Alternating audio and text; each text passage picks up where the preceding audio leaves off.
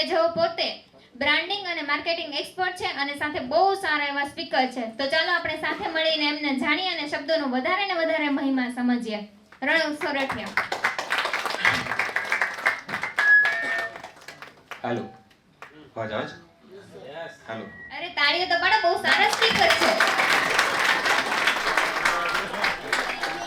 Hello hello hello hello hello hello. સરસ. આવે છે અવાજ છેલ્લે સુધી? હા. અઘરું શું થયું ખબર? એક તો કીધું સારા સ્પીકર છે, એક તો છેલ્લે વારો આપ્યો, પાછા કે આઈસ્ક્રીમ આવી ગયું છે.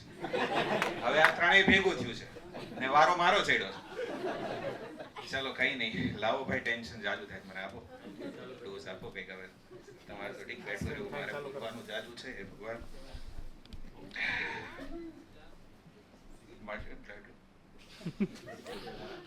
આ જોઈને નવાઈ લાગી ને? કેમ નવાઈ લાગી? એકલા એકલા એમ ન કહેતા. નવાઈ એટલા માટે લાગી કારણ કે આ હાથમાં હોય ને તો પહેલો સવાલ મગજમાં એ જ આવે કે તમાકુ એ શરીર માટે હાનિકારક છે. અને હવે સ્ટેજ ઉપર આ લઈને ઊભા છે, બરાબર છે.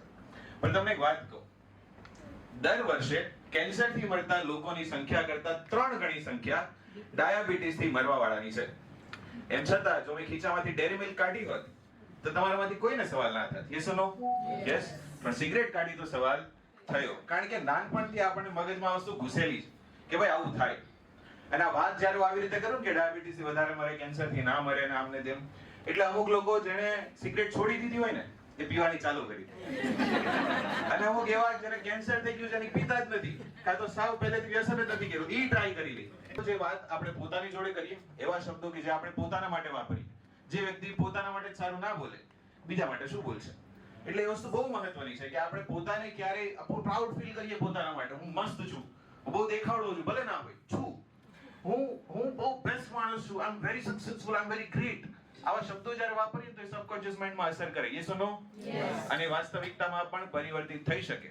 અને બીજી બાજુ આપણે બીજાને પણ સારી રીતે જ વાતચીત કરવી જોઈએ. તમે અમુક લોકો એવા જોયા છે, મેં જોયા છે, એવા વીર એવું કે આપણે તો આખા બોલા, આપણે સાચું હોય એ કહીએ, સામે વાળાને સારું લાગે કે ન લાગે આપણને ફરક પડે નહીં. આવું સાંભળ્યું છે કહેતા લોકો?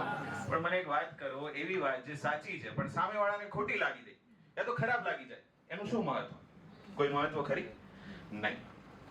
કોઈ પણ એવી વાત કે જેની અંદર કોઈ મીઠાશ નથી, જે વાત સામેવાળાને ગમતી નથી, એની કોઈ વેલ્યુ નથી. Yes or no? યસ. આ વાતને બહુ સમજવા જેવી છે. એક બાદશાહ હતા, એ બાદશાહના દરબારમાં એક જ્યોતિષ આવે, એવો જ્યોતિષ કે જે હસ્તરેખા જોઈ શકે, હાથની હથેળીની રેખાઓ વાંચી શકે, ભવિષ્ય બતાવી શકે. એ બાદશાહનો હાથ જોવે અને બોલે કે અરે રે રે રે બાદશાહ, એ રેખાઓ તો બહુ ખરાબ છે. બાદશાહ, તમે એકલા જીવશો, તમારો આખો પરિવાર મરી જશે, તમારે એકાંતમાં રહેવું પડશે. આવી રીતે કાંઈ કોઈ બાદશાહના નસીબ હોય છે?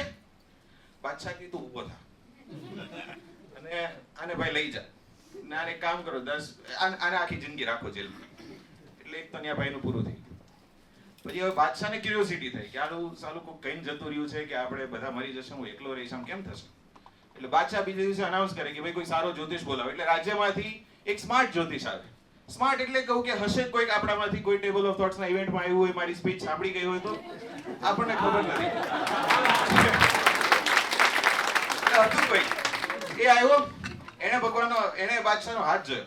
બાદશાહનો હાથ જોઈને કહે છે, વાહ બાદશાહ, શું રેખા છે? બાદશાહ કે ક્યાં? અરે કે ઈ નહીં, હાથની રેખા. બાદશાહ, શું રેખા છે તમારા હાથની? બાદશાહ, તમારું જીવન તો બહુ લાંબુ છે. બાદશાહ, તમારા પરિવારમાં કોઈ જીવે ન જો, તમે બધાથી લાંબુ જીવશો અને એટલું જીવશો કે તમે છેલ્લે મરતા દમ સુધી તમારી પ્રજાની સાથે હશો, તમારી પ્રજા તમારો પરિવાર બનશે. બાદશાહ, આવી રેખાઓ તો કોઈ બાદશાહ ની જોઈ. બાદશાહને મજા આવી ગઈ, ગદગદ ભૂલાઈ ગયો. બાદશાહ કીધું આયા જ બેસ. આપણા રાજ્યમાં આ રાજ જ્યોતિષ છે, બંને વાત સરખી જ હતી. તમે એકલા જીવો કે તમે લાંબુ જીવો અને પરિવાર મરી જાય, આ બંનેમાં કોઈ ફરક હતો નહીં. બોલવાની રીતમાં ફરક છે. જ્યારે તમને એવું લાગે ને કે આપણી વાત કોઈ માનતું નથી, કોઈ સમજતું નથી, ત્યારે વાત ફેરવવાની જરૂર છે. મતલબ કે મીનિંગ નથી બદલવાની જરૂર, એ કહેવાની રીત બદલવાની જરૂર છે. તું જનાવર જેવો છો અને તું સિંહ જેવો છો, બે એક જ છે. બે એક જ છે.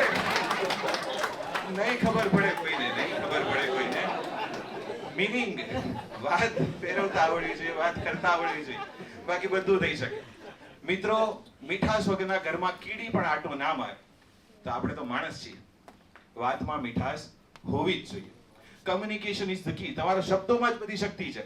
આપણને એવું લાગે આપણી ફર્સ્ટ ઇમ્પ્રેશન આપણા કપડાથી છે, લુક્સથી છે, હાવભાવથી છે, પણ નહીં.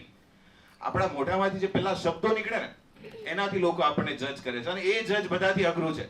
કપડા નવા આવી જાય, લુક્સ ચેન્જ થઈ જાય, પણ બોલેલા શબ્દો પાછા આવે નહીં, અને એનાથી જે અસર થાય, તોબા તોબા તોબા, એનાથી અઘરું કંઈ જ નથી. એટલે શબ્દો પર બહુ વધારે કામ કરવું પડે. અને હું આટલા માટે કહું કારણ કે શબ્દો પર કામ કરવું સહેલું છે, સસ્તું છે. કપડા મોંઘા હશે પણ શબ્દો ફટાફટ થશે, શબ્દો પર કામ ફટાફટ થશે.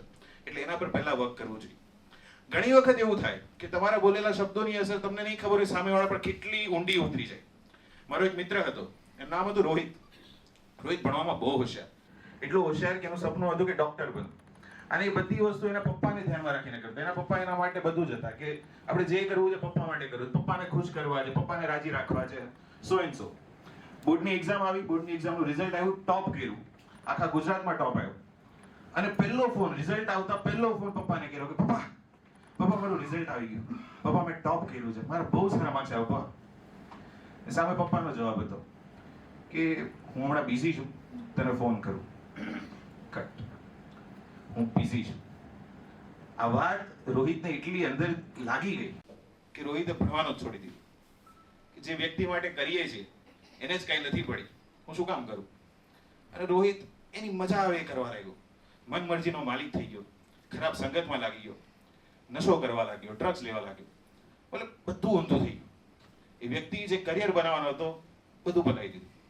એક વખત નશામાં જતો ને મને રસ્તામાં મળ્યો ને મેં વાત કરી કે ભાઈ રોહિત કેમ આવું કરે છે? તું યાર મારથી કેટલો હોશિયાર છે, તું કંઈક સારું કર, આ શું છે? મને નશામાં ને નશામાં કીધું કે ભાઈ જેના માટે આ બધું કરતો હતો એ વ્યક્તિને જ મારી નહોતી પડી, એ મારા માટે સમય નથી કાઢતો, હું કોના માટે કરું? મને નથી કરવું કંઈ. એને એમ કહીને રસ્તામાં નીકળી જાય. ટ્રક આવે, ટ્રક જોડે એક્સિડન્ટ થાય. એક્સિડન્ટ પછી છેલ્લી ઘડી હોસ્પિટલમાં છે, હોસ્પિટલના બેડ પર સૂતો છે, વેન્ટિલેટર પર છે, એક સાઈડ મોનિટર ચાલે છે, અને ડોક્ટર છેલ્લી ટ્રાય કરે છે હૃદયના ધબકારા વધારવાની, અને છેલ્લી ટ્રાય કરે છે કે ક્લિયર ક્લિયર ક્લિયર. મોનિટરની અંદર ખાલી એક બીપનો સાઉન્ડ ચાલુ છે, બીપ બીપ બીપ બીપ, અને ધબકારા ઉભા રહી જાય છે. હું બિઝી છું, પછી ફોન કરું. આ બે વાતની જગ્યાએ કંઈક બીજું બોલાણું હોત તો વ્યક્તિ અત્યારે જીવતો હોત. શબ્દોમાં કેટલી શક્તિ છે એ તમે ને હું નથી જાણતા. મિત્રો, તમારા શબ્દોમાં એટલો પાવર છે કે કોઈ પણ વ્યક્તિને નીચેથી ટોપ સુધી લઈ જઈ શકે છે, અને ટોપ પર રહેલા વ્યક્તિને એક જ ઘામાં નીચે પાડી શકે છે, જો તમને એ શબ્દોનો સાચો પ્રયોગ કરતા આવડે તો. આપણે જીવનમાં જે કંઈ પણ કામ કરીએ છીએ, આપણો વિચાર એવો છે કે આપણે સમાજને સુધારીએ, આપણે દુનિયાને સુધારીએ, આપણે લોકો માટે કંઈક સારું કરીએ, પણ દરેક વાતની શરૂઆત પોતાનાથી થશે. તમે ઓબ્ઝર્વ કરો કે આપણે કયા શબ્દોનો પ્રયોગ કરીએ છીએ, પોતાના માટે અને બીજાના માટે. જો એ સુધરશે, જો એના પર કામ થશે, તો આપણે બીજા કોઈને સુધારવા નહીં પડે, પોતાનાથી ખાલી શરૂઆત કરવાની છે. અને જો આ શરૂઆત થઈ તો આ વિનાશને આપણે રોકી શકશું. Thank you so much. ખૂબ જ સરસ વાત કરી રોનકભાઈ કે શબ્દોમાં તાકાત હોય છે સાહેબ, શબ્દોમાં તાકાત હોય છે સાહેબ. એ તો ધાર પર નિર્ભર કરે છે કે કોઈના દિલમાં ઉતરી જવું કે કોઈના દિલમાંથી ઉતરી જવું. તો થેન્ક યુ સો મચ રોનકભાઈ.